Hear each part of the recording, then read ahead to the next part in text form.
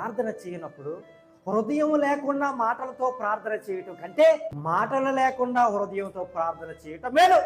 అర్థమవుతుంది బిడ్డారా? నువ్వు ప్రార్థన చేయనప్పుడు హృదయం లేకుండా మాటలతో ప్రార్థన చేయటం కంటే మాటలు లేకుండా హృదయంతో ప్రార్థన చేయటం ఎంతో మేలు బిడ్డ. మాటలతో ప్రార్థన చేస్తున్నావు కాదు, నీ హృదయాన్ని పరిచి నీ హృదయంతో ప్రార్థన చేయడం మొదలుపెట్టు. హృదయంతో ప్రార్థన చేయాలంటే హృదయం శుద్ధి అవ్వాలి. హృదయాన్ని శుద్ధి చేసేది యేసు రక్తము. నీ ప్రార్థనలో నీ హృదయం శుద్ధి లేనట్లయితే నీ ప్రార్థన ఏ కార్యం చేయదు. చెప్తున్నా నేను, నీ హృదయం శుద్ధి చేసుకొని ప్రార్థన చేస్తే అప్పుడు కార్యం జరుగుతుంది కదా. హృదయంలో శుద్ధి లేనంత వరకు ఏమీ లేదు నీ జీవితంలో, నీకు బ్రతికే లేదు. నీ హృదయంలో కల్మషం ఉండకూడదు, నీకు హృదయంలో అసూయ ఉండకూడదు, నీ హృదయంలో దేవునికి ఏది అయిష్టమో అది ఉండకూడదు బిడ్డ.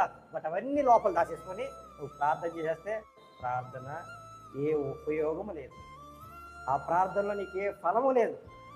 మొదట నీ హృదయాన్ని శుద్ధి చేసుకో, అప్పుడు ప్రార్థన చేయి.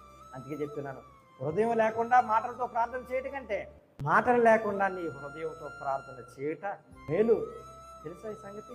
ప్రయత్నం చేయి, ఆ మేలు లేదా దిగు వస్తాయి చూద్దాం.